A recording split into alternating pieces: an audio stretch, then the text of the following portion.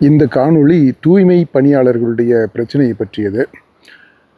இப்போ main stream media, social media எல்லாருமே எல்லா ஊடகங்களும் எல்லாருடைய கவனமுமே இப்போது மதுரையில் என்ன நடக்க போகுது அப்படின்றது தான். எல்லாம் டிவிகே அப்படின்னு ஒரே கோரஸாக இருக்குது.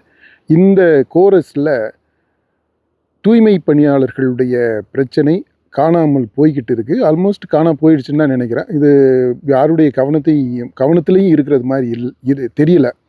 அதனால தான் இப்போது இந்த வெகுஜனங்களுடைய கவனத்தை ஈர்த்து இந்த பிரச்சனையை பற்றி ஒரு முழுமையான பிக்சர் அதை கொடுக்கணும் அப்படின்றதுக்காகத்தான் இந்த காணொளி. முதல்ல என்ன பிரச்சனை?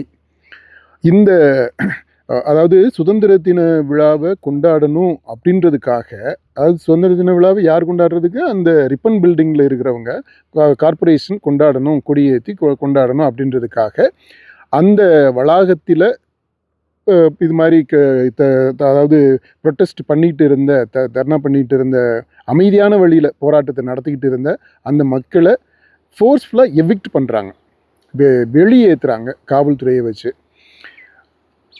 இந்த காவல்துறையை வச்சு வெளியேற்றுற அளவுக்கு அங்கே அவங்களுடைய டிமாண்ட்ஸ் என்னவாக இருந்தது அப்படின்னா, ரொம்ப எளிமையான டிமாண்ட்ஸ் தான். அவங்க என்ன சொன்னாங்க? முதல்ல, எங்களை தனியாருக்கு நீங்கள் அடகு வைக்காதீங்க, விற்காதீங்க, கை கழுவி விடாதீங்க, நாங்கள் தொடர்ந்து கார்பரேஷனுடைய ஊழியராகவே இருக்க விரும்புகிறோம் அப்படின்றது ஒன்று.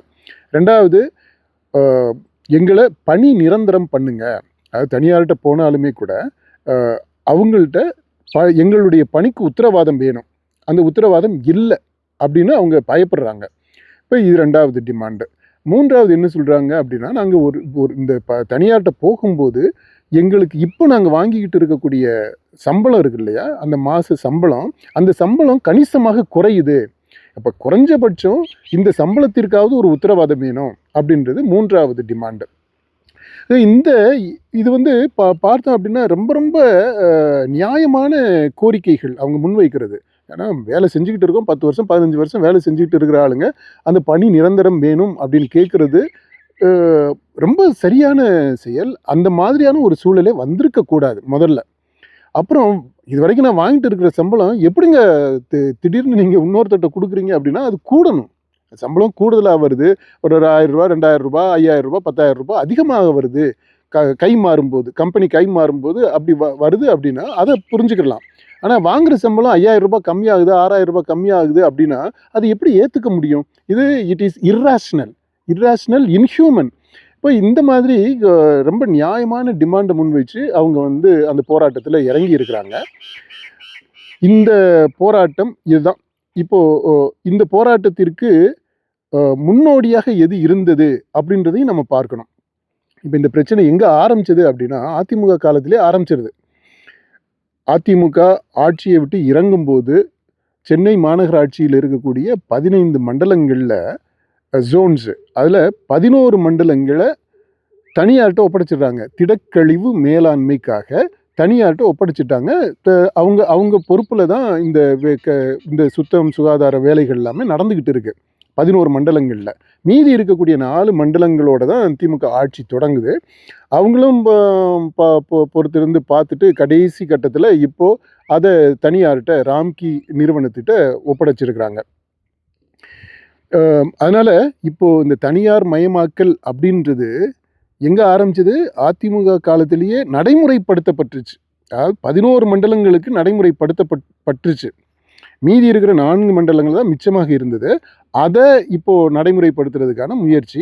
அந்த 4 மண்டலத்தில் வேலை செய்யக்கூடிய பணியாளர்கள் அவங்களுடைய ரெசிஸ்டன்ஸ் தான், போராட்டம் தான் இப்போ நடந்துக்கிட்டு இருக்கிறது. இப்போது நம்ம கவனிக்க வேண்டியது என்னென்னா, இந்த ஏற்கனவே தனியார்கிட்ட வேலை செஞ்சுக்கிட்டு இருக்கிறாங்க இல்லையா, திடக்கழிவு மேலாண்மை ஏறத்தாழ சென்னையில் முக்காவாசிக்கு மேலே இது மாதிரி தான் நடந்துக்கிட்டு இருக்கு.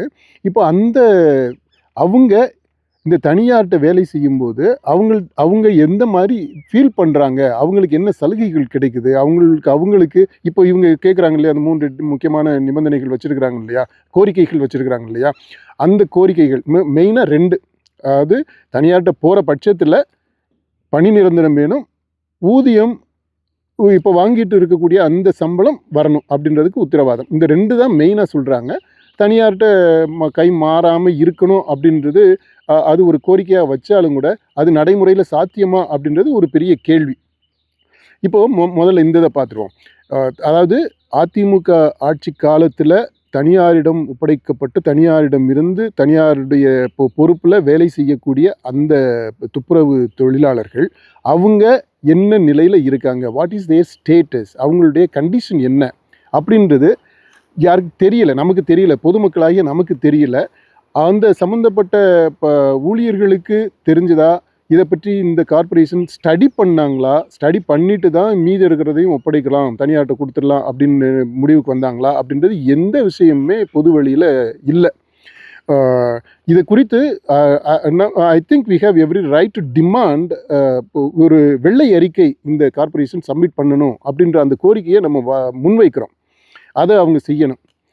ரெண்டாவது, இது தொடர்பாக இந்த தனியார்கிட்ட ஒப்படைக்கிறது தொடர்பாக நம்ம பார்க்கும்போது இந்தியாவை பொறுத்த மட்டும் இந்த தனியார் மயமாக்கல்ன்றது மன்மோகன் சிங் காலத்திலேயே ஆரம்பிச்சிருது. இது உலகளாவிய ஒரு ப்ராசஸ், ப்ரைவேட்டைசேஷன் அப்படின்றது. இதில் எல்லா நாடுகளுமே, கம்யூனிஸ்ட் நாடுகளாக இருக்கக்கூடிய ரஷ்யா, சீனா, இந்த நாடுகளுமே இந்த ப்ரைவேட்டைசேஷன்றதுலேருந்து விதிவிலக்காக இல்லை. அதுதான் உண்மை. அந்த விதத்தில் இந்தியாவை பொறுத்த மட்டும் அப்போ தொடங்கின அந்த தனியார் மயமாக்கல் அப்படின்றது எந்த விதமான பின்னடைவும் இல்லாமல், ரிவர்ஸிலும் இல்லாமல் தொடர்ந்து ஒவ்வொரு துறையாக இப்போ தனியார் மயமாகிக்கிட்டே தான் வந்துக்கிட்டு இருக்கு. அது எந்த அளவிற்கு இப்போ வந்திருக்கு அப்படின்னா, நம்ம நாட்டினுடைய பாதுகாப்பு எவ்வளோ முக்கியமானது, ரொம்ப முக்கியமானது இல்லையா? அந்த பாதுகாப்பு சம்மந்தப்பட்ட அந்த டிஃபென்ஸ்லேயே சில காம்ப்ரமைசஸ் நடந்திருக்கு. அதாவது தனியாருடைய பங்கேற்பு அப்படின்னு சொல்லிட்டு தனியார் உள்ளே நுழைஞ்சிட்டாங்க. இந்த மாதிரி எல்லா துறைகளையும் தனியார் அவங்கள்ட்ட போயிடுச்சு. முக்கால்வாசி இல்லை, ஏறத்தாழ எல்லா துறைகளுமே தனியார் வசம் போயிடுச்சு. இப்போ அதனால இந்த துப்புரவு தொழிலாளர்கள் சென்னை கார்ப்பரேஷனில் இருக்கக்கூடிய இந்த 4 மண்டலத்தில் இருக்கக்கூடியவங்க நாங்கள் தனியார்கிட்ட நாங்கள் போக மாட்டோம் அப்படின்னு சொல்கிறது ஓகே. இப்போதைக்கு அதுக்காக ஒரு எலெக்ஷன் இதுக்காக ஒருவேளை இந்த அரசு கூட அதுக்கு உடன்பட செய்யலாம். ஆனால் அது நிரந்தரமாக இருக்காது. ஏன்னா தனியார் மயமாக்கல்ன்றது it has come to stay. அதில் மாற்றம் இல்லை, மாறுதல் இல்லை, பின்வாங்கல் இல்லை. அதை நோக்கி தான் போய்கிட்டு இருக்கோம். ஒரு பெரிய தேசிய உலக அளவில் நம்ம நாடு அளவில் ஒரு பெரிய புரட்சி வருது அப்படின்ற பட்சத்தில் தான் இந்த தனியார் மயமாக்கலுக்கு மாற்றாக வேறு ஒரு பொருளாதார கொள்கை வர்றதுக்கான சாத்தியங்கள் இருக்குது. ஆனால் இப்போ பொறுத்த மட்டும் இந்த விஷயத்தை பொறுத்த மட்டும் it has come to stay. அதாவது அதில் மாற்றம் இல்லை அப்படின்றத நம்ம எடுத்துக்கலாம். அதனால் இந்த தூய்மை பணியாளர்கள் அவங்களுடைய கோரிக்கையாக சொல்லக்கூடிய விஷயத்தில் தனியார்கிட்ட ஒப்படைக்காதீங்க அப்படின்றது செல்லுபடி ஆகாது, நடைமுறைக்கு உகந்தது இல்லை. கண்டிப்பாக இந்த அரசு இல்லை, எந்த அரசு வந்தாலும் அதை செய்வாங்க. தனியார்கிட்ட தான் ஒப்படைக்க போகிறாங்க. இந்த ராம்கி சரியில்லை அப்படின்னு சொன்னால் வேறு நிறுவனத்துக்கு போனாலும், ராம்கி இல்லைங்க, நீங்கள் அதானிகிட்ட போனாலும் சரி, அம்பானிகிட்ட போனாலும் சரி, அவங்க எல்லாமே இப்போது இந்த அரசினுடைய செல்ல பிள்ளைகளாக இருக்கிறாங்க. அவங்கள்ட்ட போனாலுமே இல்லை டாட்டா, பிர்லா, யார் கார்ப்பரேட் இஸ் எ கார்ப்பரேட், ப்ரைவேட்னா ப்ரைவேட்டு தான், எல்லோரும் ஒன்று தான். அது ஆரம்பத்தில் ஒரு பெரிய ஒரு மனிதாபிமான முகமுடியை போட்டுக்கிட்டு இருப்பாங்க, ஒரு மாஸ்க்கை போட்டுக்கிட்டு இருப்பாங்க. அதுக்கப்புறம் உள்ளே போன பிற்பாடு தான் அவங்களுடைய சுயரூபமே தெரியும். அதனால் இந்த ராம்கியில் யாருனாலுமே ஒரே இதுதான். அதனால் இந்த கம்பெனியில் வேறு கம்பெனி அப்படின்னு சொல்கிறதுலையும் அர்த்தம் இல்லை. அவரோட நம்ம சொல்லலாம். ஆனால் இது காம்படிட்டிவ் ஃபீல்டு ஆகிடுச்சு. அதனால் காம்படிட்டிவாக யார் இப்போ நல்ல சலுகைகளை கொடுக்குறாங்க, யார் நல்ல வசதி வாய்ப்புகளை அதாவது ஏற்படுத்தி கொடுக்க போகிறாங்க அப்படின்றத பொறுத்து கம்பெனியை மாற்றலாம். அது ப்ராசஸில் நடந்துக்கிட்டு இருக்கும். ஏலம் விடுறது, அந்த கான்ட்ராக்டு கொட்டேஷன் கேட்டு அவங்களுக்கு கொடுக்குறது அப்படின்றதெல்லாம் நடந்துக்கிட்டு இருக்குது. அது it's part of privatisation, private ஓனர்ஷிப்னுடைய ப்ராசஸ். அரசு அங்கே தான் நியாயமாக யார் நல்ல கவனிச்சுக்கிடுவாங்க, யார் நல்ல அது ஒர்க்கர் ஃப்ரெண்ட்லியாக இருக்கிறாங்க அப்படின்றத பார்த்து, அதே சமயத்தில் யாருக்கும் எந்த பாதிப்பும் இல்லாமல் இந்த கார்ப்பரேஷனுக்கும் வருமானம் வரக்கூடிய விதத்தில் எல்லா க்ரைட்டீரியாவையும் முன் வச்சு பெஸ்ட்டு செலக்ட் பண்ணுறதுக்கு தான் இந்த அரசு இருக்குது. மற்றபடி இந்த தனியார்கிட்ட போகாமல் இருக்கிறது, கார்ப்பரேஷனை நேரடியாக இதில் தலையிடணும், பார்த்துக்கணும் அப்படின்றது அது ஆகாது, வேலைக்கு ஆகாது. அவங்களுடைய 2 கோரிக்கை முக்கியமான கோரிக்கை, அதை தொடர்ந்து வலியுறுத்துகிறோம். அது பணி நிரந்தரம் வேணும், ஊதியத்திற்கு உத்தரவாதம், இப்போ வாங்கக்கூடிய ஊதியம் உறுதி செய்யப்படணும் அப்படின்றது. இது 2 கோரிக்கைகளும் நியாயமான கோரிக்கைகள். அது தொடர்ந்து வலியுறுத்துவோம். பொதுமக்களாகிய நாமல் எல்லாருமே இந்த 2 கோரிக்கைகளையும் நிறைவேற்றுறதுக்கு நாம் சேர்ந்து அவங்களுக்கு நம்முடைய ஆதரவை தெரிவிக்கணும். இது இந்த பிரச்சனையுடைய ஒரு பகுதி. ஆனால் இந்த பிரச்சனை நடக்கும்போது சில விஷயங்களை நம்ம கவனத்தில் எடுத்துக்கிறோங்க. இதில் முக்கியமாக இந்த அரசு பேச்சுவார்த்தை நடத்துச்சு இல்லையா, அந்த பேச்சுவார்த்தை நடத்திய அந்த தொனி, அந்த ஸ்டைல், அந்த ஆட்டிடியூடு, அது நம்ம பார்க்கணும். இது இந்த தூய்மை பணியாளர் இல்லாமல் வேற ஒரு குரூப்பு அவங்க இந்த மாதிரி ஒரு போராட்டத்தில் இறங்கி இருந்தாங்க அப்படின்னா இந்த அரசு இப்படிப்பட்ட ஒரு அணுகுமுறையை கையாண்டிருக்குமா அப்படின்றது ஒரு பெரிய கேள்வி. நீங்களே சொல்லுங்க, இந்த மாதிரி நடந்திருக்குமா? ஒரு உதாசீனமான போக்கு, ஆஃப்டர் ஆல் அப்படின்ற அந்த ஆட்டிடியூடு, வெரி கேர்லெஸ் ஆட்டிடியூட், ஒரு கான்டிசெண்டிங் ஆட்டிடியூடு, கேர்லெஸ்ஸு, அதாவது ஒரு ரெஸ்பெக்ட்ன்றதே இல்லாமல் நடந்துக்கிட்ட ஒரு விதம். அதாவது நான் எனக்கு சமமாக உன்னை உட்கார வச்சு நான் உன்கிட்ட பேசுகிற அளவுக்கு நீ என்ன பெரிய ஆளா, அந்த ஆட்டிடியூட். அல்லது நீ சொல்கிற அப்படின்றதுனால நான் உன் அளவுக்கு இறங்கி வந்து உன்கிட்ட பேசணுமா அப்படின்றது. இந்த ஆட்டிடியூட் இருக்குது பார்த்தீங்களா, அது இந்த தூய்மை பணியாளர்களாக இருக்கிறாங்க, அவங்க கடைநிலையில் இருக்கிறாங்க, அந்த வேலையை செய்கிறாங்க. அப்படின்றதுனாலேயே நீங்கள் கூப்பிட்டு வா ஏன்னா அதான் சொல்லியாச்சுல பண்ணு அப்படின்னு அந்த மாதிரி பேச்சு. இது பேச்சுவார்த்தை கிடையாது, இது ஆர்டர். இதில் எங்கே ரெஸ்பெக்ட், மியூச்சுவல் ரெஸ்பெக்ட் எங்கே இருக்குது? 2 பேரும் சமநிலையில் இருந்தால் தான் 2 பேரும் பேசவே முடியும். பேச்சு வார்த்தை அப்போ தான் நடக்கும். நான் எப்போவுமே மேலேயே உட்காந்துக்கிருவேன், நீ கீழே நின்றுட்டு இங்கே நின்று நான் சொல்கிறத கேளு அப்படின்னா இங்கே எங்களுக்கு பேச்சு வார்த்தை எப்படிங்க நடக்க முடியும்? அதுதான் நடந்தது.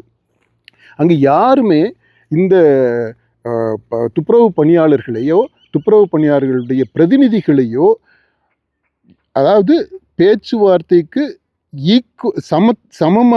சம உரிமை உள்ள partners in dialogue, in negotiation, 2 பேருமே சம உரிமை, சம அந்தஸ்து, சம அதிகாரம் பெற்றவர்களாக இருக்கணும். அந்த மாதிரியான ஒரு சூழல் நடக்கவே இல்லை. ஏன்னா இவங்கெல்லாம் ஆஃப்டர் ஆல் தூய்மை பணியாளர்கள், கழிவுகளை அள்ளக்கூடியவன். என் வீட்டு கழிவை அள்ளுறவன்ட்ட நான் எப்படி சமமாக உட்காந்து பேசுவேன் அப்படின்ற அந்த மமதை, அந்த திமிர், அந்த ஆட்டிடியூடு உள்ளே இருக்குது. பொதுஜனங்களாக நீங்கள் இந்த வீடியோ பார்த்துட்டு இருக்கீங்களா, நம்ம எல்லாட்டையுமே இந்த மாதிரியான ஆட்டிடியூட் இருக்குது. ஏன்னா கடைநிலை ஊழியர்களை அப்படி தான் நம்ம நினைக்கிறோம். இதெல்லாமே this is a real challenge for us all. இதை நம்ம யோசித்து பார்க்கணும், நம்ம ஒரு கான்ஷியஸ்னஸ் கொண்டு வரணும். இது நமக்கு ஒரு சவாலாக அமைஞ்சிருக்குது. அதனால் நம்ம இந்த பேச்சுவார்த்தை நடத்தின அந்த அதிகாரிகளை மட்டும் நம்ம குறையா சொல்லலை, ஆனால் அதை பாயிண்ட் அவுட் பண்ணுறோம். இந்த ஆட்டிடியூடு இதுதான் அங்கே வெளிப்பட்டது. இதுவும் இந்த பிரச்சனை ஒரு சுமூகமான நல்ல ஒரு தீர்வுக்கு வராமல் போனதற்கு காரணம் இதுவும் ஒரு முக்கியமான காரணம். இது ஒன்றுங்க, இந்த ஆட்டிடியூடை பற்றி நம்ம சொன்னோம். அடுத்து இதில் பேச்சுவார்த்தையில் இறங்கினவங்க யார்? இந்த அமைச்சர் சேகர் பாபு. அவர் சென்னையினுடைய முன்னாள் தாதாவாக இருக்கலாம், அல்லது இந்நாள் எம்எல்ஏவாக இருக்கலாம். அவருடைய தொகுதிக்கு உட்பட்ட பகுதியில் இந்த இப்போ பிரச்சனை நடந்திருக்கிற துப்புரவு பணி பற்றிய அந்த ஜோன், அது அவருடைய தொகுதி இருக்கலாம். அதனால அவர் வர்றாரு அப்படின்றதெல்லாம் ஓகே. ஆனால் அவரை விட இதில் யார் பேச்சுவார்த்தையை முழுசாக இறங்கி செஞ்சுருக்கணும் அப்படின்னா அது சம்மந்தப்பட்ட துறை அமைச்சர். அவர் ஏதோ ஆரம்பத்தில் வந்திருக்கிறாரு, அப்புறம் கடைசி நாள் வந்திருக்கிறாரு, இடையில அவர் காணாமல் போயிட்டார். முழுக்க சேகர் பாபு தான் இதை நடத்திக்கிட்டு இருந்தார். இந்த மேயராக இருந்த பிரியா அவங்க இதை பண்ணியிருந்திருக்கலாம். ஒன்று சம்மந்தப்பட்ட துறை அமைச்சர், அப்புறம் அது கூடவே சேர்ந்து அந்த கார்ப்பரேஷனுடைய ஒரு தலைவியாக இருக்கக்கூடிய அந்த மேயராக இருக்கக்கூடிய அவங்க பிரியா, அந்த அம்மாவுமே அட்ரஸை காணா. ஏன்னா வந்தாங்க இது மாதிரி அதாவது முதல்வர் அந்த ஆட்சி உங்களுக்கு நல்லா தானே பார்த்துக்கிறாங்க, நல்லா இருக்குது அப்படின்னு அந்த டோனில் தான் அவங்க பேசிட்டு போனாங்க. மற்றபடி அவங்க ஒரு டம்மி மேயராக தான் இருந்திருக்கிறாங்க. இந்த பேச்சுவார்த்தையை பொறுத்த மட்டும் இல்லை, முழுக்க முழுக்க சேகர் பாபு பண்ணியிருக்கிறாரு. இதில் அவருடைய இன்ட்ரெஸ்ட் என்ன, வெஸ்டட் இன்ட்ரெஸ்ட் என்ன, அதற்கு அவர் உள்ள அவருக்கு என்ன ஆதாயம் அப்படின்றது எல்லாமே கேள்வி பொது வெளியில் எல்லாருமே பேசிகிட்டு இருக்கிறோம். அவர் தெலுங்கு பேசக்கூடியவராக இருக்கிறதுனால தெலுங்கு பேசக்கூடிய கம்பெனிக்கு கொடுத்துருக்கிறாரு, எப்படியும் அந்த கம்பெனிக்கு கொடுத்தே ஆகணும் அப்படின்ற ஒரு பிடிவாதத்தில் இருக்கிறாருன்றாங்க. அல்லது அவர் வந்து இந்த மாதிரி கமிஷன் இது தொடர்பாக கை மாறி இருக்கலாம், அதனால இந்த இது நடக்குது, அல்லது தேர்தலுக்கான கணிசமாக நிதி வாங்கியிருக்கலாம், அதை இவர் மீடியேட் பண்ணியிருப்பார், புரோக்கர் இருந்து செயல்பட்டிருக்கிறாரு, அதனால இது நடந்திருக்கலாம், இவர் முன்னாடி வந்திருக்கலாம் அப்படின்ட்டு பல விதமான செய்திகள் இந்த சமூக ஊடகங்களில் பொதுமக்கள் மத்தியில் இருக்குது. இதுவரைக்கும் இந்த அமைச்சரோ இது சம்மந்தப்பட்ட யாருமோ இதை தெளிவுபடுத்தலை. இந்த கேள்விகள், இந்த சந்தேகங்கள், இந்த குற்றச்சாட்டுகள் இது எல்லாமே பொதுவெளியில் அப்படியே தான் இருக்குது. இந்த பிரச்சனையை ஒட்டி சேகர் பாபு ஏன் இவ்வளவு அளவுக்கு அதிகமான இன்ட்ரெஸ்ட் இதில் காட்டிக்கிட்டு இருக்கிறாரு அப்படின்றது இது ஒன்றுங்க. அடுத்து இதில் இன்னொரு கவனிக்கத்தக்க அம்சம் என்ன அப்படின்னா, இந்த மெயின் ஸ்ட்ரீம் மீடியா இருக்காங்க, ஆனால் அது எல்லாத்தையும் விட இந்த தூய்மை பணியாளர்களுடைய, கடைநிலை ஊழியர்களுடைய பிரச்சனையை வெளிச்சத்திற்கு கொண்டு வந்ததே இந்த சமூக ஊடகங்கள், சோஷியல் மீடியா. Something fantastic. நாம் எல்லாருமே பொதுவாக இந்த சமூக ஊடகங்களை ரொம்ப கிரிட்டிக்கலாக தான் எடுக்கிறோம். அது வந்து சும்மா ஒரு பொழுதுபோக்கு இருக்குது, ஏதாவது ஒரு பொழப்பு நடத்துகிறாங்க, யூடியூப் வச்சு சேனல் வச்சு இதை பண்ணுறாங்க, அப்படி அந்த மாதிரியான ஒரு இது. ஆனால் ரொம்ப முக்கியமான விஷயங்களை உலகளாவிலேயே நம்ம பார்த்தோம்னா இந்த சோஷியல் மீடியா ஒரு பெரிய ரெவல்யூஷனுக்கே கூட காரணமாக அமைஞ்சிருக்கு. இந்த தூய்மை பணியாளர்களுடைய பிரச்சனையை பொறுத்த மட்டும் இல்லை, பெரிய ரெவல்யூஷனாக பண்ணலை, மொபிலைஸ் பண்ணலை, பொதுமக்களுடைய உணர்வுகள் எல்லாரையும் ஒன்றாக சேர்த்து இவங்களுக்கு ஆதரவாக திரட்டலை. ஆனால் இப்படி ஒரு பிரச்சனை இருக்குது அப்படின்றது வெளிச்சத்திற்கு கொண்டு வர்றதுக்கு ரொம்ப முக்கியமாக காரணமாக இருந்தது இந்த சோஷியல் மீடியா. அதில் முக்கியமாக இந்த ரெட்பிக்ஸ் அதெல்லாம் கூட நம்ம சொல்லலாம். அவங்களாம் ரொம்ப தொடர்ந்து ஆரம்பத்திலிருந்து ஒவ்வொரு நாளுமே ஏறத்தாழ இதை அப்படியே ஃபாலோ பண்ணிக்கிட்டே வந்திருக்கிறாங்க. இதை பற்றிய விவாதங்களை நடத்தியிருக்கிறாங்க. இதே மாதிரி மற்ற சேனல்ஸுமே இருக்குது சோஷியல் மீடியாவில், யூடியூப் சேனல்ஸு. அவங்களுக்கு நம்முடைய பாராட்டுகளை நம்ம தெரிவிக்கணுங்க. இந்த மெயின் ஸ்ட்ரீம் மீடியாவே ரொம்ப லேட்டாக தான் வந்து இந்த விஷயத்தில் உள்ள மூக்க நுழைச்சாங்க. அடுத்தது வந்து இதில் இந்த எவிக்ஷன் பற்றி சொல்லணுங்க. அதாவது காவலர்களை பயன்படுத்தி அங்கே இருந்தது ஒரு 1000 பேர்கிட்ட, ஒரு 1000 பேரோட கம்மியாக தான் அரெஸ்ட் பண்ணதாக சொல்கிறாங்க. ஆனால் அங்கே வந்து குவிக்கப்பட்ட அந்த போலீஸ் படை பார்த்தீங்களா, அது அது அது அதை விட அதிகமாக இருக்குது. இவ்வளவு அதிகமான காவலர்களை கொண்டு வந்து குவிச்சு நெருக்கடி கொடுத்து மிரட்டி உருட்டி வன்முறையை பயன்படுத்தி அவங்கள ஃபோர்ஸ்ஃபுல்லாக பஸ்ஸுக்குள்ளே தள்ளி கொண்டு போனது. இது அவங்களுடைய சைட்லேருந்து அரசு என்ன சொல்கிறாங்கன்னா, நாங்கள் 11 மணிலேருந்து சொல்லிக்கிட்டு தான் இருந்தோம், கலைஞ்சு போங்கன்ட்டு. அவங்க கலையலை, அப்புறம் என்ன பண்ண முடியும் அப்படின்றாங்க. சரி, கலையலைங்க, அதனால நீங்கள் சொன்னோன்னே கலைஞ்சு போயிட்டாக்கா போராட்டமே கிடையாது. போராட்டம்ன்றது அவங்களுடைய கோரிக்கையை முன்னிறுத்தி அவங்க ஒரு ரிஸ்க் எடுத்து தான் இந்த போராட்டத்தவே நடத்துகிறாங்க. அப்படி போராட்டம் நடத்துகிறவங்க நீங்கள் சொன்ன உடனே போலீஸ் சொல்லிட்டாங்கன்ட்டு எப்படி உடனே எந்திரிச்சு போயிட்டாக்க போராட்டம் நடத்துறதுக்கான அர்த்தமே இல்லாமல் போயிடும். அதையும் நம்ம பார்க்கணும். அதாவது நீங்கள் சொல்லக்கூடிய அரசு தரப்பில் சொல்லக்கூடியதை நம்ம புரிஞ்சுக்கிறோம், நீங்கள் சொன்னீங்க, ஆனால் நீங்கள் சொன்னால் உடனே அதை செய்யணும் அப்படின்றது இல்லை. ஏன்னா அப்படின்னா அந்த அளவிற்கு ஒரு நல்ல அரசாக நீங்கள் இருக்கிறீங்க அப்படின்னா நாங்கள் சொன்ன உடனே நீங்கள் செஞ்சுருக்கணும் இல்லையா? தூய்மை பணியாளர்கள் கோரிக்கை ரொம்ப எளிமையான கோரிக்கைகள் தான், 2 கோரிக்கை தான். அதுவும் அந்த 2 கோரிக்கையை நீங்கள் செஞ்சுருந்தீங்கன்னா இந்த 13 நாள் போராட்டமே நடந்திருக்காது இல்லையா? அதனால் நீங்கள் நியாயவான் மாதிரியும் இவங்க வந்து குற்றவாளிகள் மாதிரியும் சித்தரிக்க முயற்சி செய்கிறது வந்து சரி கிடையாது. அதுக்கு இவ்வளவு தூரம் நீங்கள் வன்முறையை பயன்படுத்தி அவங்கள நள்ளிரவில் எப்போ நீங்கள் நீங்கள் சாயங்காலமே அரெஸ்ட் பண்ணியிருக்க வேண்டியதானே, இல்லை விடிஞ்சு பகலில் அடுத்த நாள் அரெஸ்ட் பண்ணியிருக்க வேண்டியதானே? அவங்களுக்கு பண்ணுறது எப்போ வேணாலும் பண்ணியிருக்கலாம். 11:45 ஆரம்பிக்கிறாங்க. 11:45 ஆரம்பித்து அது போகுது. அப்புறம் அவங்கள அந்நேரத்தில் கொண்டு போய் அலைய விட்டு தூக்கத்தை கெடுத்து எவ்வளவு மன உளைச்சல், வேதனை, வலி, கண்ணீர், இது எல்லாத்துக்கும் பொறுப்பு இந்த அரசு ஏற்றுக்கணும் இல்லையா? அடுத்து இது ஒன்று, இந்த இந்த பிரச்சனை காவலர்கள் எவ்வளவு தூரம் அவங்கள்ட்ட ஒரு ஆர்டரை கொடுத்துட்டா கண்மூடித்தனமாக செயல்படுவாங்க அப்படின்றதுக்கு ஸ்டாலின் நம்ம முதலமைச்சருக்கு தனிப்பட்ட அளவுலேயே அனுபவமும் இருக்கு. அவங்க அப்பா முத்துவேல் கருணாநிதி அவர் நேற்று வரைக்கும் சீஃப் மினிஸ்டராக இருக்கிறார். அவர் பதவி இறங்கி ஜெயலலிதா முதல்வர் ஆயிடுறாங்க. ஆன உடனே நீங்கள் பாருங்க, அவர் வீடு புகுந்து, அதாவது கருணாநிதியினுடைய சொந்த வீடு, அந்த வீட்டுக்குள்ள காவலர்கள் அத்துமீறி நுழைஞ்சு நடுராத்திரியில் ஐயோ கொள்றாங்களே ஐயோ கொள்றாங்களேன்னு அந்த கூச்சல், அவ்வளவு ஒரு பதட்டமும் பயமும் பயங்கரமும் அந்த மாதிரியான ஒரு சூழ்நிலையில் போய் அவர் குண்டு கட்டா தூக்கி தரன்னு அவர் வீட்டிலேயே படியில் இழுத்துக்கிட்டு வந்த இது நம்ம பார்த்தோம். அதுக்கு ஸ்டாலினுக்கு தெரியாமல் போயிருக்காது. அந்த வலியும் வேதனையும் மறந்துருக்காது. எப்போ நினைச்சாலுமே அது அவர் கண்ணு முன்னால் இந்த விஷயம், இந்த சீன் வந்து நிற்கும். எப்படி அவங்களுடைய அப்பாவை முன்னாள் முதலமைச்சர் நேற்று வரைக்கும் முதலமைச்சராக இருந்தவர், அவரை எப்படி டீல் பண்ணாங்க இந்த போலீஸு அப்படின்றது தெரியும். இதை தெரிஞ்சுக்கிட்டு நீங்களே இப்படி அனுபவப்பட்ட ஒரு ஆள் எப்படிங்க அதே போலீஸை ஏவி விட முடியும்? அப்போது ஒருத்தர் ஒரு முதலமைச்சராக இருந்தவரவே எப்படி டீல் பண்ணுற பண்ணாங்க அந்த போலீஸு.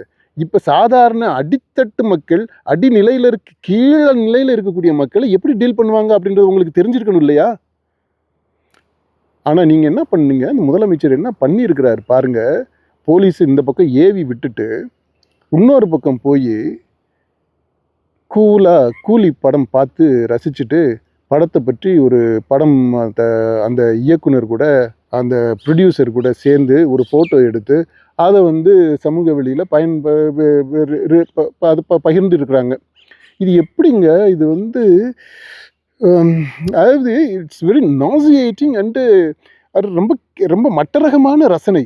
எப்படி உங்கள் ஆட்சி, உங்கள் இதில் பொறுப்பில் இருக்கக்கூடிய போலீஸ் துறை, அந்த துறையை நீங்கள் ஏவி விட்டுருக்குறீங்க. அவங்க போய் யாரை கைது பண்ண போகிறாங்க அப்படின்னா, அது அடிமட்டத்தில் இருக்கக்கூடிய மக்கள், ஏழையிலும் ஏழை, எளியவரிலும் எளியவர்கள், கீழ்நிலையிலேயே கீழ்நிலையில் இருக்கக்கூடிய மக்கள், அவங்கள்ட்ட இந்த போலீஸ் எப்படி நடந்துப்பாங்கன்றது அந்த யோசனையே இல்லாமல் இங்கே போய் ஒரு ஆக்ஷன் த்ரில்லர் நீங்கள் பார்த்து ரசிக்கிறீங்க அப்படின்னா, என்ன மாதிரியான இது டேஸ்ட், இது என்ன மாதிரியான அரசு, இது எந்த மாதிரி நம்ம மனிதர்களாக மதிக்கிறோம் அப்படின்றது, இது பல கேள்விகள். இது சிம்பிளி அபாமினபிள், அதாவது அருவருக்கத்தக்க ஒரு செயல் இது. இந்த மாதிரி நடந்ததுக்கு முதல்வர் வருத்தப்பட்டிருக்கணும்னு தான் நினைக்கிறேன். பர்சனலாக அவர் ஃபீல் பண்ணியிருப்பார். ஆனால் இதை பொதுவெளியிலையும் அந்த வருத்தத்தை அவர் தெரிவிச்சாக்க சரியாக இருக்கும்னு தான் நான் நினைக்கிறேன். இதை பல்வேறு அரசியல் கட்சிகளுடைய செயல்பாடு எப்படி இருந்துச்சு, அவங்க தெரிவித்த ஆதரவு அப்படின்றத நம்ம பார்க்குறோம்.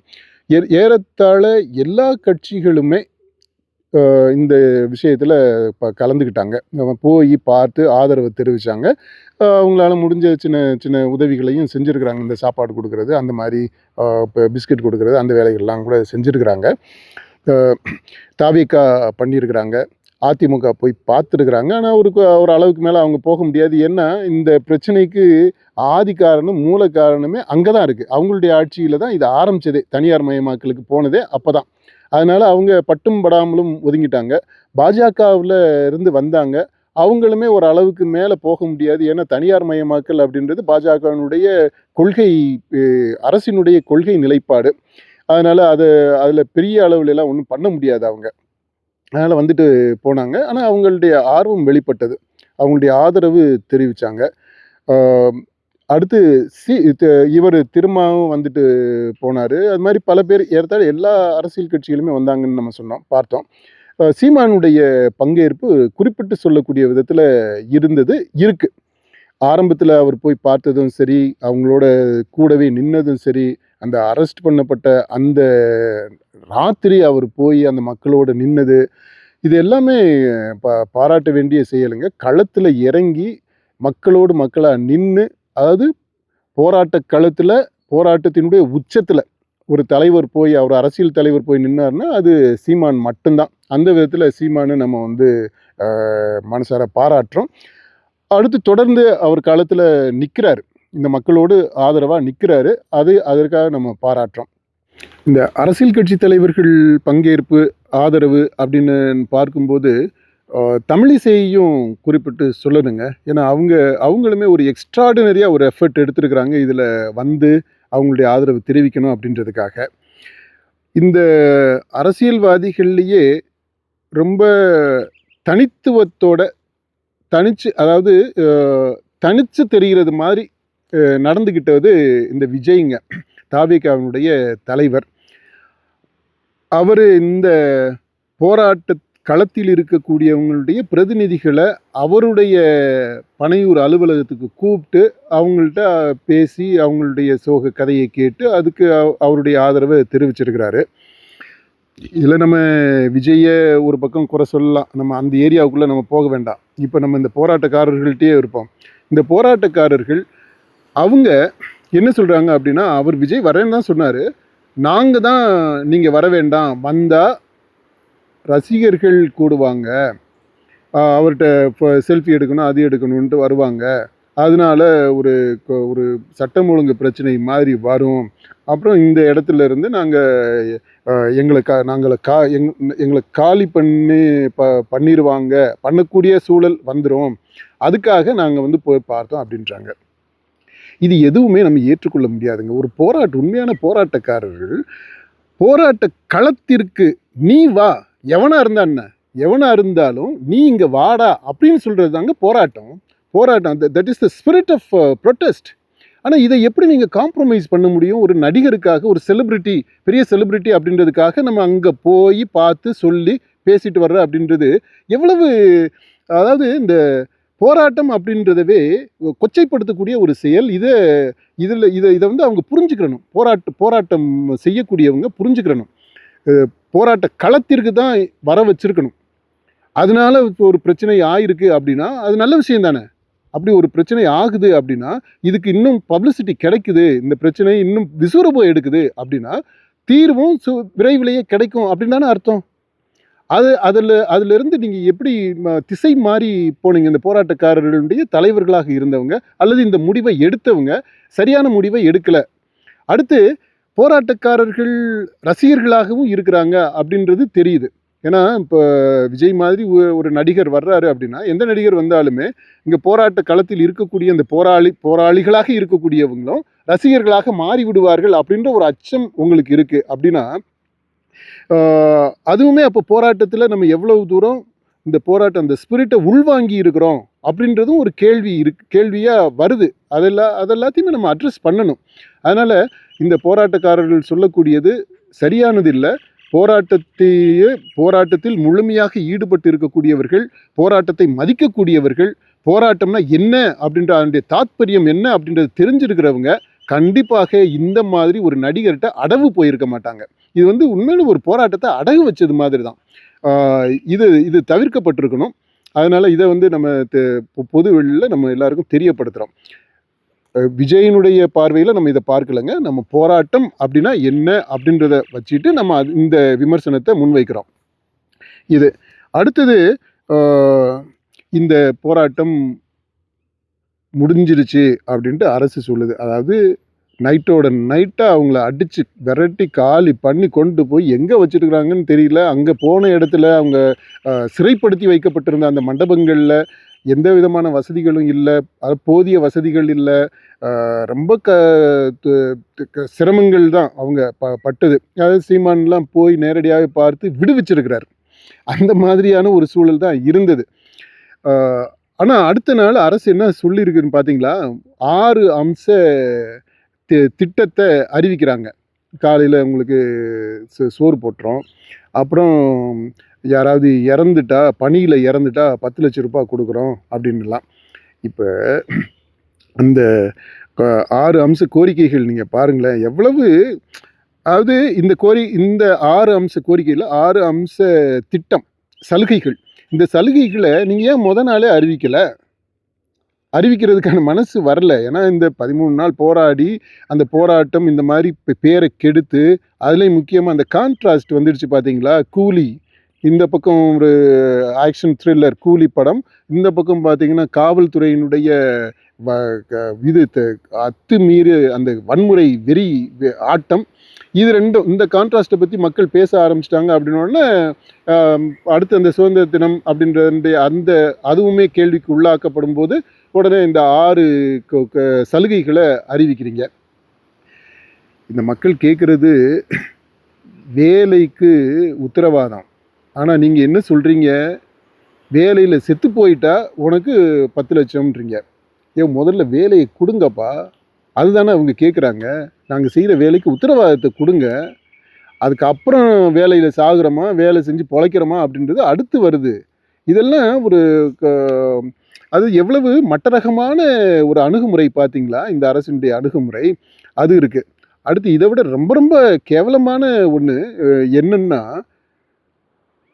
இந்த கொஞ்சம் துப்புரவு பணியாளர்களை கூப்பிட்டு அவங்க எல்லாரும் இந்த மாதிரி எங்களுக்கு சலுகைகள் கொடுத்த அரசுக்கு, முதல்வருக்கு, மேயருக்கு, இவங்க எல்லாருக்கும் நன்றி தெரிவிக்கிறாங்க. நன்றி தெரிவிக்கிறது மாதிரி செட்டப் பண்ணி, அது செட்டப் அப்படின்னு சொல்லிட்டு எல்லாருக்கும் பச்சை பிள்ளைக்கு கூட தெரியுங்க. அது எப்படி வந்து நீங்கள் இந்த 6 இதை அறிவித்த உடனே இவங்க பூரா போராடிக்கிட்டு இருந்த அந்த தொழிலாளர்கள் பூரா மனசு மாறி அப்படியே உங்கள் பக்கம் திரும்பி உங்களை அப்படியே தெய்வம், கடவுள், எங்களை காப்பாற்ற வந்த ரட்சகர் அப்படின்னு சொல்கிற அளவுக்கு எப்படி மாறுவாங்க? அப்படி என்ன நடந்திருக்கு? அதான் நம்ம சொன்னோம் இல்லையா, வேலைக்கு உத்தரவாதம் இல்லை, அப்புறம் வேலையில் செத்து போயிட்டா நீ வந்து 10 லட்சம் கொடுக்குறன்ற. சாராயம் குடிச்சு கள்ளச்சாராயம் குடிச்சு செத்தவனுக்கு கூட 10 லட்சம் கொடுக்குறாங்க. அதனால் இது இந்த மாதிரி தொழிலாளர்களையே கொச்சைப்படுத்துறது மாதிரி, அவங்கள கேவலப்படுத்துறது மாதிரி, இழிவுபடுத்துறது மாதிரி, அவங்களில் ஒரு சில பேரை செட்டப் பண்ணிட்டு வந்து இது மாதிரி நன்றி சொல்ல வச்சது அப்படின்றதெல்லாம் it is not at all in good taste at all. இது வந்து அரசுக்கு அவப்பேரை அதிகமாக இன்னும் அதிகமாக கொடுக்கக்கூடிய செயலானே தவிர இது எந்த விதத்துலையும் உங்களுக்கு நல்ல பேரை வாங்கி கொடுக்கல. நீங்கள் செஞ்சது எதுவுமே உங்களுக்கு நல்ல பேரை கொடுக்கறது மாதிரியே இல்லை. இது ஒன்றுங்க. அடுத்து இந்த சிவில் சொசைட்டி என்ன இதில் கவனிக்க வேண்டியது என்ன அப்படின்னா, இந்த துப்புரவு பணியை பற்றி நம்ம சொல்கிறோம். அந்த இவங்க ஸ்ட்ரைக்கில் இருக்கும்போது, போராட்டத்தில் இருக்கும்போது அந்த தெருக்கள் எல்லாமே குப்பை கூளங்கள் அதிகமாகிடுச்சு. நாற்றம் தாங்க முடியல, அங்கே இருக்க முடியல, சுவாசிக்க முடியல, மூச்சு விட முடியல, மூச்சு முட்டுது, காலரா அந்த மாதிரியெல்லாம் நோய்கள்லாம் வந்துடும் போல் இருக்குது, பயமாக இருக்குது அப்படின்லாம் நம்ம கூச்சல் போட்டோம். நம்ம கேள்வி என்னன்னா, அங்கே தெருவில் இருந்த குப்பைகள் பூராமே வெளியிலிருந்து யாரோ கொண்டு வந்து நம்மளை அங்கே கொட்டலை. அது எல்லாமே நம்ம வீட்டில் இருந்து நாம் போட்ட குப்பை தான். இதில் தான் ஒரு இதை தெரிஞ்சுக்கணுங்க. இந்த மாநகராட்சியிலையுமே அடிக்கடி அதை நினைவுபடுத்திக்கிட்டு தான் இருக்கிறாங்க. மாநகராட்சி மட்டும் இல்லை, எனக்கு தெரிஞ்சு கீழ்மட்டத்தில் கிராம பஞ்சாயத்தில் இருந்து அதை சொல்லிகிட்டு இருக்கிறாங்க, மக்களுக்கு நினைவுபடுத்துகிறாங்க. நம்ம தான் அதை செய்கிறது இல்லை. நீங்கள் குப்பையை ஒரு மரியாதையாக நடத்துங்க. அதாவது உங்கள் வீட்டு குப்பையை நீங்கள் தரம் பிரித்து மக்கிற குப்பை, மக்காத குப்பை, இது வந்து மனித கழிவு, இது வந்து இறைச்சி சம்மந்தப்பட்டது, அந்த மாதிரியான விஷயங்களை பிரித்து நீங்கள் தனித்தனியாக பிரித்து ஏன் குப்பையை போடக்கூடாது? அதில் என்னங்க நமக்கு டைம் ஆகிடப்போகுது? எக்ஸ்ட்ரா ஒரு 2 நிமிஷம் 3 நிமிஷம் ஆகுமா? இல்லை எக்ஸ்ட்ரா உங்களுக்கு என்ன அந்த டிஸ்போசபிள் இது ஏன்னா என்ன ஆகிடப்போகுது? எவ்வளவு செலவாகிடப்போகுது உங்களுக்கு இந்த குப்பையை பிரித்து போடுறது? அதை செய்ய மாட்டேன்றோம். அது மாதிரி குப்பை தொட்டி வெளியில் இருக்குது அப்படின்னா, குப்பை தொட்டியில் நீங்கள் போடுறீங்க அப்படின்னா, குப்பை தொட்டிக்குள்ளே இருக்கிறத விட குப்பை தொட்டிக்கு வெளியில் நீங்கள் பாருங்கள், அவ்வளவு குப்பை கிடக்குது, சுற்றிலும் வெளியில் கிடக்குது. அது உள்ளே போடுறதுக்கு கூட நமக்கு டைம் இல்லை. அங்கேருந்து வீசி விட்டுட்டு போகிறோம். போகிற போக்கில் வீசி விட்டுட்டு போகிறது, அது எங்கே போய் விழுகுதுன்றது கூட நம்ம பார்க்குறது கிடையாது. இதெல்லாம் நம்ம செஞ்சுக்கிட்டு இருக்கிறோம், அன்னாடு செஞ்சுக்கிட்டு இருக்கிறோம். நம்ம வீட்டை நம்ம எப்படி வச்சுக்கணும், வீட்டுக்குள்ளே எப்படி இருக்கிறோமோ அதே மாதிரி வீட்டுக்கு வெளியே வைக்கணும். நம்ம போய் பாருங்கள், தெருவில் வீடு சுத்தமாக இருக்குது. ஆனால் வீட்டுக்கு வெளியில், அந்த காம்பவுண்டுக்கு வெளியே, நம்ம இந்த சுபத்துக்கு வெளியில், வாசலுக்கு வெளியில் நீங்கள் பாருங்கள் அவ்வளோ கேவலமாக இருக்குது. அது நம்ம தான் அப்படியே வச்சுக்கிட்டு இருக்கோம். அது எவனாவது ஒருத்தன் வந்து தான் சுத்தம் பண்ணணும் அப்படின்றோம். அந்த காலத்தில் பார்த்தீங்கன்னா அப்படியெல்லாம் கிடையாது. தெருவை வீட்டுக்கு வீடு கூட்டி வாசலை தெளித்து கோலத்தை போட்டு வச்சுருந்தாங்க. தெருவே அப்படி சுத்தமாக இருக்கும். அது அந்த காலம். இப்போ வந்து நம்ம அதெல்லாம் எதையுமே செய்கிறதில்ல. அந்த அளவுக்கு நீங்கள் வாசல் தெளித்து கோலம் போட்டு பைங்கன்லாம் நம்ம சொல்லலை. ஆனால் என்ன செய்யலாம்? நீங்கள் உங்கள் வீட்டு குப்பையை அப்படியே வாசலுக்கு வெளியில் தூக்கி கடாசாமல் இருக்கலாம். அதை நம்ம செய்யலாம் இல்லையா? அதை செய்யலாம். குப்பை தொட்டியில் போடுறோம் அப்படின்னா குப்பை தொட்டிக்குள்ளே போடுறோம், நான் வெளியில் போடாமல் இருக்கிறோம். அதை செய்யலாம். அடுத்து நம்ம இந்த மாதிரி வீட்டுக்குள்ளேயே குப்பையை பிரித்து வர்றவங்கள்ட்ட கார்பரேஷன்லேயோ அல்லது பஞ்சாயத்துலேருந்து வரும்போது அவங்கள்ட்ட நம்ம வந்து டீசெண்டாக கொடுக்கலாம். இது எல்லாமே எதை காட்டுது தெரியுமா? அந்த குப்பையை நம்ம எப்படி டீல் பண்ணுறோம் அப்படின்றது. இந்த குப்பையை கலெக்ட் பண்ண வர்றாங்க இல்லையா, கழிவுகளை சேகரிக்க வர்றாங்கம்மா, அந்த மக்களை நாம் எப்படி பார்க்குறோம் அப்படின்றதுல தான் இருக்குது. அந்த மக்களை நம்ம மதித்தோம் அப்படின்னா நம்ம குப்பையை சுத்தமாக நீட்டாக இப்போ அதை எடுத்து பிரித்து கொடுப்போம். நம்ம அந்த மக்களை மதிக்கலை, அதுதான் பிரச்சனை. நம்ம ஏற்கனவே சொன்னோம் பார்த்தீங்களா, குப்பையை அள்ளுறவன் தானே, கழிவு அள்ளுறவன் தானே, என் வீட்டில் இருக்கக்கூடிய இது எல்லாத்தையும் க்ளீன் பண்ணுறவன் தானே. அந்த ஜாதியையும் பல பேர் கிராமங்கள்லாம் பார்க்குறோம், பிள்ளை பேர் நகரங்கள்லையும் படித்தவங்களுமே ஜாதியை சொல்லி தான் இவங்க தானே, இவன் தானே, இவ தானே அப்படின்னு அந்த மாதிரியான லாங்குவேஜ் மொழியே அப்படி இருக்குது. சாதாரணமாக பேசும்போதே அப்படி தான் பேசுகிறோம். அந்த ஆட்டிடியூடு அப்படியே வெளிப்படுது. அது சில பேர் அந்த வார்த்தைகளை பயன்படுத்துறதில்ல, ஆனால் அந்த மனசுக்குள்ளே அதுதான் செயல்பட்டுக்கிட்டு இருக்குது அந்த ஆட்டிடியூடு. இந்த ஆட்டிடியூட் மாறணுங்க. குப்பையை பொறுக்கினாலும் சரி, இல்லை நீங்கள் தங்கத்தில் வேலை செஞ்சாலும் சரி, இல்லை பெரிய கார்ப்பரேட் சிஇஓவாக இருந்தாலும் சரி, எவனாக இருந்தான்னாங்க, மனுஷன் செய்கிற தொழில் தெய்வம் செய்யும் தொழிலே தெய்வம் அப்படின்னு சொல்லியிருக்கிறோம். அதெல்லாம் நம்ம வந்து வார்த்தை ஜாலம் பேச்சுக்கு ஓகே, ஆனால் நடைமுறைன்னு வரும்போது நம்ம அதை பின்பற்றதே கிடையாது. ஏன்னா நம்ம எல்லாருக்குள்ளேயுமே அந்த அந்த ஜாதி உணர்வு இருக்குது. இந்த மாதிரி ஏற்ற தாழ்வுகள் அப்படின்றது உள்ளே வாங்கி வச்சிருக்கிறோம். இது முதல்ல இதை நம்ம அவேர்னஸுக்கு கொண்டு வரணும், பொதுமக்களாகி நம்ம இந்த சிவில் சொசைட்டியில் இருக்கிறவங்க. அடுத்து இதை சின்ன சின்ன அளவிலையாவது நடைமுறைப்படுத்த ஆரம்பிக்கணும். இதுதான் நாம் இந்த துப்புரவு பணியாளர்களுக்கு செய்யக்கூடிய மரியாதை. அதை நம்ம புரிஞ்சுக்கிறோம். அடுத்து இது ரிலேட்டடாக ஒரு கான்ட்ரவர்ஷியலான ஒரு விஷயம் என்ன அப்படின்னா, திருமாவளவன் அவர் சொல்கிறாரு, இந்த ஊழியர்களை பணி நிரந்தரம் செய்யக்கூடாது அப்படின்றது. பணி நிரந்தரம் செய்கிறது என்ன ஆயிடுது அப்படின்னா, நாமளே இவங்களை நீ வந்து இந்த தொழிலை தான் செய்யணும் அப்படின்ட்டு நிர்பந்திக்கிறது மாதிரி இருக்குது. உண்மையிலே என்ன செய்யணும் அப்படின்னா, இந்த பணியிலிருந்து அவர்களை விடுவிக்கணும். அதுதான் நம்முடைய கடமை. அதனால பணி நிரந்தரம் செய்யாமல் இருக்கிறது சரி அப்படின்னு சொல்கிறாரு. இப்போ என்ன அப்படின்னா, இது கொள்கை அளவில், அதாவது இன் தியரி அப்படின்னு நம்ம பார்த்தோம் அப்படின்னா, தத்துவார்த்த முறையில் திரும்ப சொல்கிறது ரொம்ப சரி. ஒரு கோட்பாடு அளவில் இவங்கள இந்த தொழிலிருந்து விடுவிக்கணும். அதுதான் நம்முடைய தலையாய கடமை. அதை தான் செய்யணும். அதனால் பணி நிரந்தரம், இந்த பணியில் தான் இந்த வேலைக்கு நீ தான் இதை நீ செய்யணும், கடைசி வரைக்கும் நீ செய்யணும் அப்படின்னு சொல்லிட்டு அந்த பைண்டிங் இருக்கு இல்லையா, அது கட்டி போடுறது மாதிரி இருக்குது. அது செய்யாமல் இருக்கணும் அப்படின்றத அவர் சொல்கிறது கொள்கைக்கு ஓகே. ஆனால் நடைமுறையில் நம்ம பார்க்கணும், இன்றைக்கி இந்த வேலையை விட்டுட்டா அவங்க என்ன வேலை செய்வாங்க, என்ன வேலை இருக்குது? இப்போது சாதாரணமாக எடுத்துக்கிங்களேன், எவ்வளோ பேர் எம்ப்ளாய்மெண்ட் எக்ஸ்சேஞ்சில் பதிவு பண்ணி வச்சுட்டு வேலைக்காக காத்துக்கிட்டு இருக்காங்க. எத்தனை கோடி பேர், எத்தனை கோடி படித்த இளைஞர்கள், இளைஞர்கள் மட்டும் இல்லை, மற்றவங்களுமே படித்தவங்க வயசானது வரைக்குமே வேலை கிடைக்காம இருக்கிறாங்க. 40-50 வயசு ஆகிடுச்சு, பதிவு பண்ணி வச்சுட்டு இன்னும் வேலை காத்துக்கிட்டு கிடக்குறாங்க. வேலை கிடைக்கல.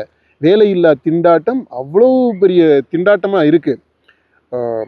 இப்படிப்பட்ட ஒரு சூழ்நிலையில் இவங்க வந்து இருக்கிற வேலையை விட்டுட்டு, தெரிஞ்ச வேலையை விட்டுட்டு, ஏதோ ஒரு மினிமம் கேரண்டி வாழ்க்கையை நடத்துறதுக்கு ஏதோ ஒரு வருமானம் வருது, நிரந்தரமாக வருமானம் வருது, இதை நம்பி நம்ம வந்து சில வேலைகளை செய்ய முடியும் அப்படின்ற ஒரு நிலை இருக்குது. இதை விட்டுட்டு என்ன பண்ண முடியும்? மாற்று வேலைகள் கொட்டி கிடக்குது அப்படின்னா இதை எடுத்துக்கலாம். திரும்ப சொல்கிறத உடனடியாக நம்ம நடைமுறைப்படுத்தலாம். ஆனால் என்ன சிக்கல் அப்படின்னா, ப்ராக்டிக்கலாகவும் நம்ம யோசிக்க வேண்டியது இருக்குது. ப்ராக்டிக்கலாக நம்ம பார்க்கும்போது இந்த மக்கள் கேட்கக்கூடிய இந்த பணி நிரந்தரம் செய்யணும் அப்படின்னு கேட்கிறது நம்ம சரியான கோரிக்கை தான்.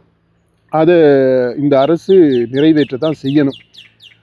ஆனால் லாங் டேர்மில் நம்ம பார்க்கும்போது, கொள்கை அளவில் பார்க்கும்போது, தத்துவார்த்தமாக பார்க்கும்போது திருமா சொல்கிறது சரி. அதை நோக்கி நம்ம பயணிக்கிறோம்.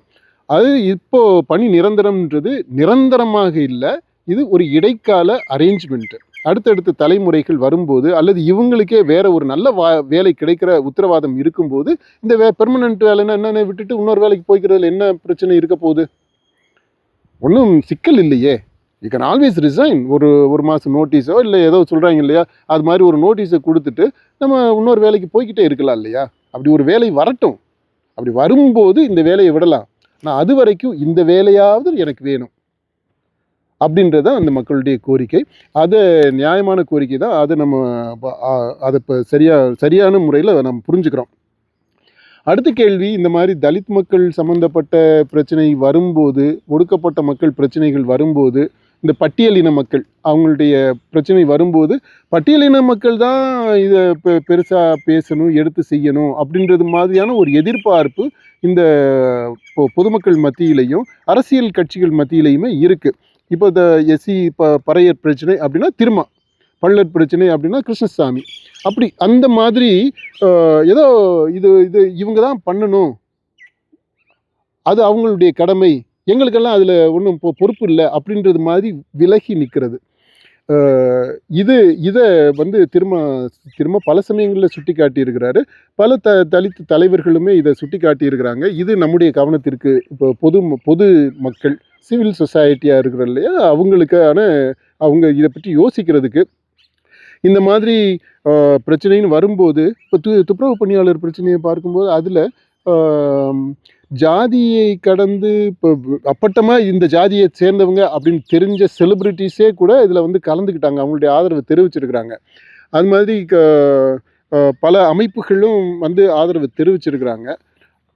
இன்னும் என்னன்னா, இது ஒடுக்கப்பட்ட மக்களுடைய பிரச்சனை என்பது எல்லாருக்குமான பிரச்சனை.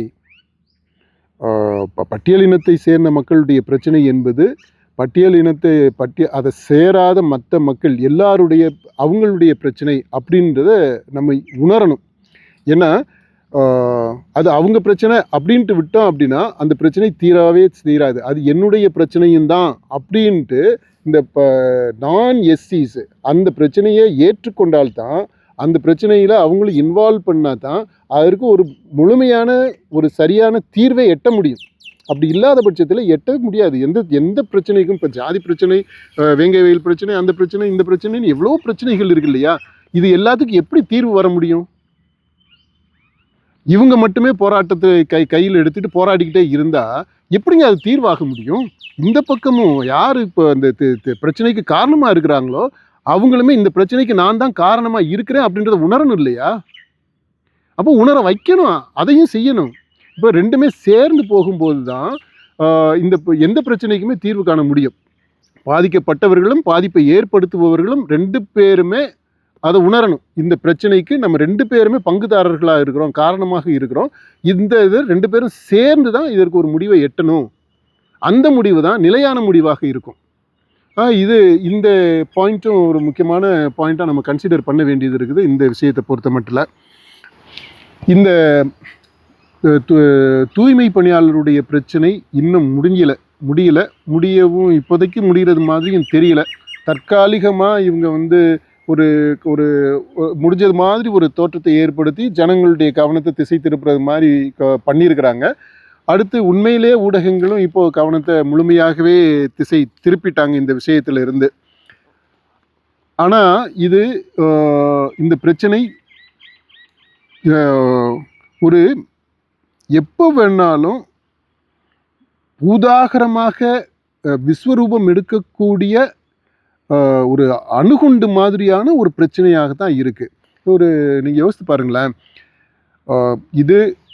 இந்த சென்னையில் இருக்கக்கூடிய அந்த ஒரு 4 மண்டலங்கள் அவங்களுடைய போராட்டம் அதுக்கு என்ன இம்பேக்ட் அப்படின்றத அந்த சம்மந்தப்பட்ட தெருக்களில் இருக்கிறவங்க அனுபவிச்சிருப்பாங்க. இப்போ இந்த சென்னை மாநகராட்சியில் இருக்கக்கூடிய எல்லா மண்டலங்களும் 15 மண்டலங்களில் இருக்கக்கூடிய தொழிலாளர்கள் ஒரு நாள் அடையாள வேலை நிறுத்தம் செய்தால் என்ன ஆகும்? சென்னை நகரம் என்ன ஆகும்? ஒரு நாள் சென்னை இவங்க எல்லாரும் சேர்ந்து பண்ணால் என்ன ஆகும்? ஆனால் ஒன்றா சேர்ந்து வரல. வர முடியலை அல்லது வர விடலை, ஒன்றா சேர விடலை.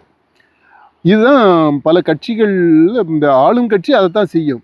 ஆனால் இந்த மக்களுக்காகவே இருக்கக்கூடிய கம்யூனிஸ்டுகள், இப்போ சீமான் மாதிரிய அவருடைய கட்சி, தாவேகா இவர் விஜயனுடைய கட்சி, அப்புறம் இன்னும் மற்ற அமைப்புகள், கட்சி இல்லாத அமைப்புகள், இவங்க எல்லாரும் யாராவது இனிஷியேட்டிவ் எடுத்து இதை மொபிலைஸ் பண்ணால் என்ன ஆகும்?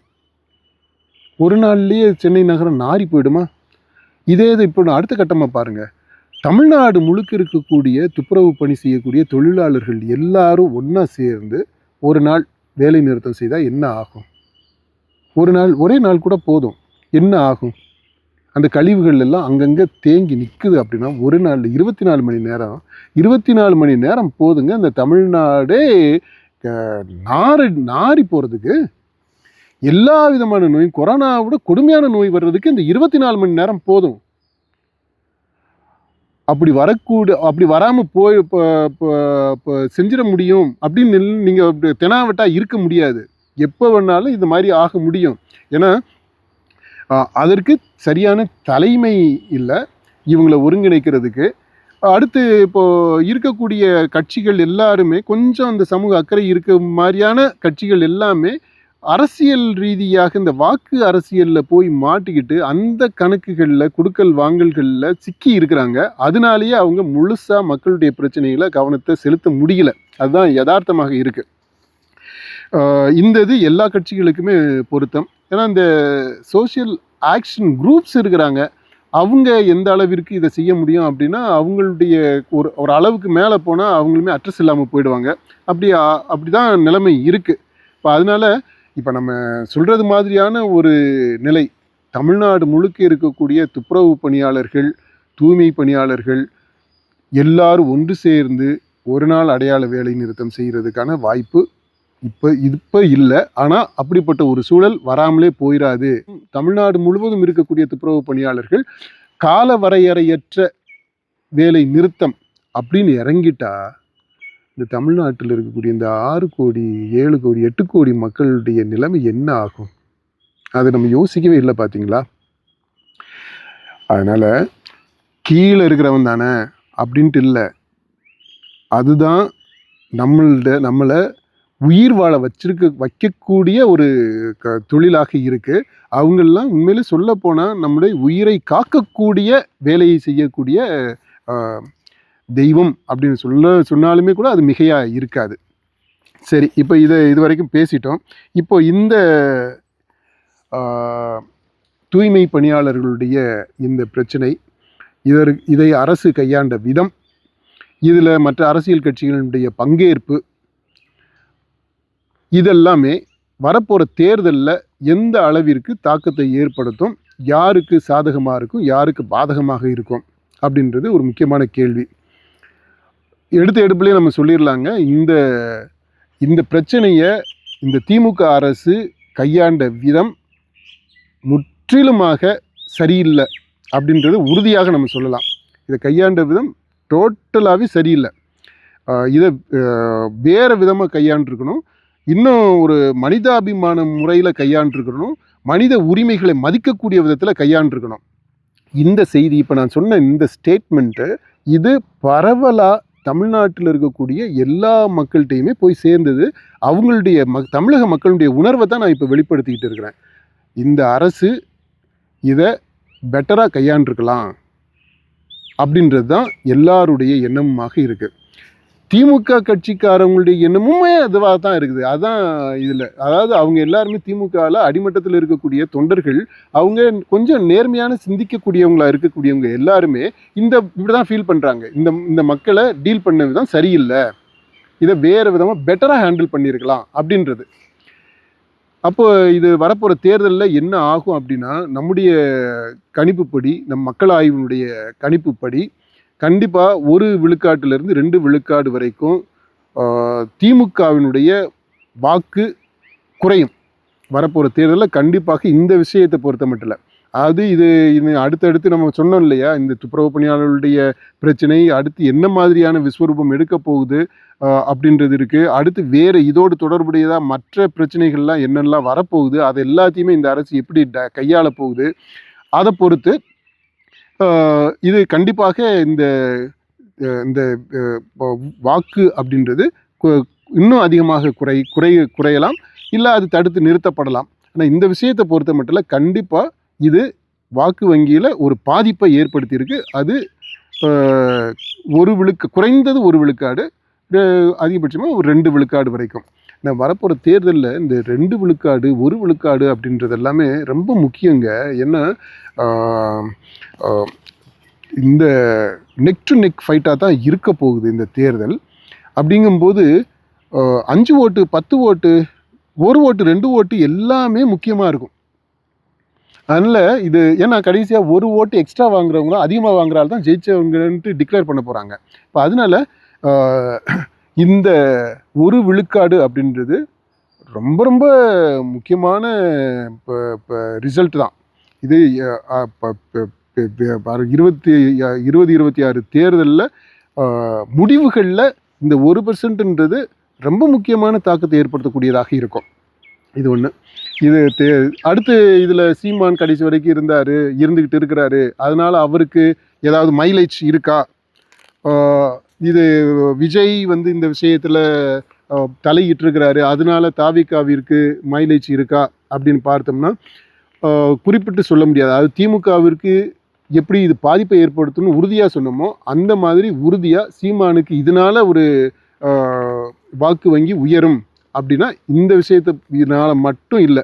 இது மாதிரி தொடர்ந்து அவர் எடுத்துக்கிட்டு வரக்கூடிய முயற்சிகள் இருக்கு இல்லையா, அதனுடைய ஒட்டுமொத்தமான விளைவாக இருக்கலாம். ஓரளவிற்கு வாக்கு வரலாம். அது இந்த விஷயத்தை வச்சு மட்டும் நம்ம நிச்சயமாக சொல்ல முடியாது. அதே மாதிரி தான் தாவிகாவிற்கும் இதில் தாவிக தொண்டர்கள் கொஞ்சம் ஆர்வமாக அதில் கலந்துக்கிட்டாங்க. தாவிக தலைவர் அவருடைய அதுக்கு முரணாக போயிடுச்சு. இப்போ இந்த மாதிரி நிறைய கான்ட்ரடிக்ஷன்ஸ் இருக்கிறதுனால தாவிகாவிற்கு இப்போதைக்கு இந்த விஷயத்தை பொறுத்த மட்டும் எதுவும் பெருசாக சாதகமாக நடக்கலை. பாஜக பொறுத்த மட்டும் நம்ம பார்த்தோம்னா அந்த முக்கியமாக இவங்க தமிழிசை ரொம்ப ரொம்ப இதாகவே ரொம்ப ஜெனுவனாகவே இந்த விஷயத்தில் அவங்களுடைய அக்கறையை காட்டினாங்க. அதனால பாஜகவிற்கு ஓட்டு கூடிருமா அப்படின்னா இல்லை. ஒரு நல்ல பேரை ஏற்படுத்துறதுக்கு இது உதவியாக இருந்திருக்கு இந்த விஷயம். மற்றபடி வாக்காக கன்வெர்ட் ஆகக்கூடிய அளவிற்கு எந்த விதமான தாக்கமும் இருக்காதுன்னு தான் நினைக்கிறேன். அப்புறம் இந்த துப்புரவு பணியாளர்களை திமுக அரசு, திமுக கட்சி, திமுக அமைச்சர்கள் கையாண்ட விதம் இருக்கு இல்லையா, இதுக்கு பின்னாடி கண்டிப்பாக இந்த ஸ்ட்ராட்டஜிஸ்ட்டு இருந்திருப்பாங்க. ஏன்னா இப்போ இந்தியாவில் இருக்கிற ஸ்ட்ராட்டஜிஸ்ட்டில் முக்கால்வாசி பேரை கூப்பிட்டு வச்சுருக்கிறாங்க திமுக தான். காசு கொடுத்து கோடிக்கணக்கில் பணத்தை செலவு பண்ணி இந்த ஸ்ட்ராட்டஜிஸ்ட்டை பூரா குத்தகைக்கு எடுத்து வச்சுருக்கிறாங்க. இப்போ அந்த குத்தகைக்கு எடுத்து வச்சுருக்கிற இத்தனை ஸ்ட்ராட்டஜிஸ்ட்டு இருந்து ஏப்பா அது ஒரு உருப்படியாக ஒரு சஜஷனை சொல்லியிருந்திருக்க முடியாதா? இதை எப்படி டீல் பண்ணணும் அப்படின்றது முதல்ல இந்த பிரச்சனை வந்தது, இதை இவ்வளவு நாள் இப்போ எஸ்கலேட் ஆக விட்டது, இது எல்லாமே இந்த ஸ்ட்ராட்டஜிஸ்டுடைய பொறுப்பு தான். ஏன்னா அவங்களுடைய இப்போ வழி நடத்துதலில் இந்த அரசே நடந்துக்கிட்டு இருக்குது. எல்லாமே அதாவது இந்த அரசு முன்னெடுக்கக்கூடிய அத்தனை திட்டங்களுமே மக்களை மையமாக வச்செல்லாம் ஒன்றும் நடக்கலை. இந்த தேர்தலை மையமாக வச்சு இந்த ஸ்ட்ராட்டஜிஸ்ட் என்ன சொல்கிறாங்களோ, அந்த கம்பெனிஸ் என்ன சொல்லுதோ அவங்க சொல்கிறத தான் நடைமுறைப்படுத்திகிட்டு இருக்கிறாங்க. அதனால தான் படு சொதப்பலாக போய்கிட்டு இருக்கு. அதில் மிகப்பெரிய சொதப்பல் இந்த விஷயத்தில் ஏழை எளிய மக்களை இந்த அரசு கையாண்ட விதம். இது உருப்படியாக அவங்க சொல்லியிருந்திருக்கணும். இதில் ரொம்ப கொடுமை என்னென்னா, இந்த ஸ்ட்ராட்டஜிஸ்ட்டு இந்த கூலி படம் பார்க்குறதுக்கு சிஎம் அனுப்பியிருந்திருக்கக்கூடாது, அதாவது செஞ்சுருந்துருக்கலாம். இங்கே போராட்டம் முடியல அப்படின்னா என்ன அர்த்தம் அப்படின்னா, இந்த ஸ்ட்ராட்டஜிஸ்ட்டு என்ன அதாவது நிறைய விஷயங்களை சிஎம்முடைய பார்வைக்கு ஸ்டாலினுடைய கவனத்திற்கு கொண்டே போகலை அப்படின்னு தான் நம்ம நினைக்க வேண்டியது இருக்குது. இப்போது இது மாதிரி போராட்டம் என்ன சொல்லியிருந்திருப்பாங்க, அதெல்லாம் ஒன்றும் இல்லை, கோர்ட்டு சொல்லிடுச்சு, அதெல்லாம் எவிக்ட் பண்ணிடலாம், அவங்களாம் கலைஞ்சு போயிடுவாங்க, அது ஒன்றும் பிரச்சனையாக இருக்காது அப்படின்னு உத்தரவாதம் கொடுத்ததுனால தான் அவர் படத்துக்கே போயிருப்பார். ஆனால் அவர் படம் பார்த்துக்கிட்டு இருக்க அதே நேரத்தில் தான் இங்கே போலீஸை அடித்து தூக்குவாங்க அப்படின்றது அவருக்கு தெரியல. இந்த ஸ்ட்ராட்டஜிஸ்ட்டு அந்த மாதிரி விஷயங்கள் எல்லாத்தையுமே ஸ்ட்ராட்டஜிஸ்ட் மட்டும் இல்லை, அவங்க கூட சேர்ந்து இருக்கக்கூடிய வேலை செய்யக்கூடிய இந்த அமைச்சர் பெருமக்கள் எல்லாருமே இருப்பாங்கன்னு நினைக்கிறேன். அரசு அதிகாரிகள் எல்லாம் இவங்க யாருமே சிஎம்முக்கு சரியான தகவலை கொடுக்கறது இல்லை அப்படின்றது இப்போ இதிலிருந்து தெரிய வருது. அது தெரிஞ்சிருந்தால் கண்டிப்பாக ஸ்டாலின் அவருடைய கேரக்டரை பொறுத்த மட்டும் இல்லை, அவருக்கு கொஞ்சம் அதாவது ஒரு ஒரு அக்கறை, மக்கள் மேலே ஒரு அக்கறை இருக்குது, ஜெனுவினாகவே ஒரு அக்கறை இருக்குது, அன்பு இருக்குது. அதை வெளிப்படுத்தக்கூடிய விதத்தில் ஒவ்வொருத்தரும் ஒரு மாதிரி வெளிப்படுத்துவாங்க. இவர் அதிகமாக உணர்ச்சி வசப்படக்கூடியவர் இல்லை. இது ஒருவேளை இந்த மக்கள் இந்த மாதிரி ட்ரீட் பண்ணப்படுறாங்க அப்படின்ற அந்த விஷயம் அவருடைய கவனத்துக்கு போயிருந்தா குறைஞ்சபட்சம் அவர் அந்த கூலி படம் பார்க்காமலாவது இருந்திருப்பார். ரொம்ப நேரம் இந்த காணொலியை நீங்கள் பார்த்தீங்க. எனக்கு பின்னாடி என்னை சுற்றிலும் இருக்கக்கூடிய அந்த செடி இது இருக்குது பார்த்தீங்களா, இது வந்து கற்பூரவள்ளி, ஓமவள்ளி அப்படின்னு சொல்லக்கூடிய இலை.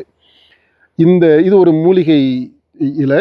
இந்த இலையை சும்மாவே அப்படியே நீங்கள் பறித்து சாப்பிடலாம். இந்த இலையை அப்படியே பறித்து நம்ம அப்படியே சாப்பிடலாம். சளி, இருமல், காய்ச்சல் இந்த மாதிரி இதுக்கு எல்லாத்துக்குமே இது நல்லா கேட்கும். இந்த இலையை வந்து நீங்கள் கஷாயம் போட்டு குடிக்கலாம், இன்னும் ரொம்ப எஃபெக்டிவாக இருக்கும். கொஞ்சம் நல்லா இது டேஸ்ட்டாக வேணும் அப்படின்னா நீங்கள் டீ போடலாம்.